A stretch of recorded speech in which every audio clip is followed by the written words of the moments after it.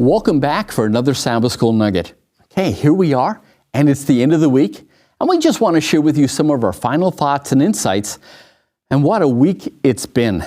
Friday's lesson hints at the conflict between the creation story and science. There are many who say that Christians are against science, but is that true? Does the creation story really deny science? Well, let's look at the science. Science tells us that matter cannot be created nor can it be destroyed. It just changes form. In other words, you can convert matter into energy and energy into matter, but you can't create it or destroy it. So where did all the stars and planets come from? In other words, something doesn't come from nothing. And when we ask science that question, they say it was just out there because of the Big Bang created it. Well, out of nothing. But science says that's impossible. The Bible, however, says that God spoke it, and it was so. In other words, God took His own energy and that He used that to create everything, something that is actually based in science. Or how about life?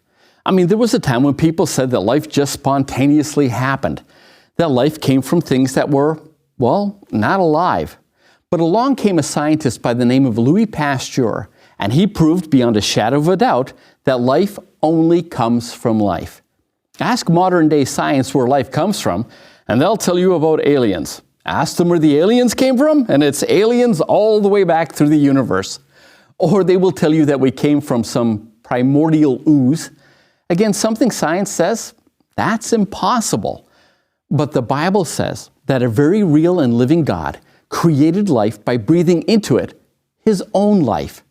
But not just any life, but a life created imago Dei, in the image and likeness of God. And why did He do that? Because of love. God created beings in His own likeness because He wanted to foster intimate, personal, and loving relationships. And everything this God did was intended to bless His creation. He gave us value, meaning, and purpose, and then He asks us to use what we have to add value, meaning, and purpose to those around us.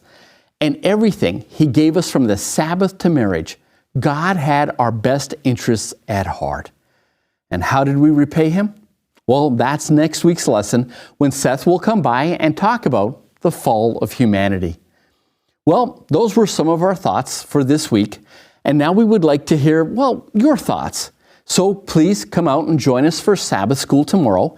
And please make sure to come back next week for another Sabbath School Nugget. Those were our thoughts for this week. You take care. We'll see you tomorrow.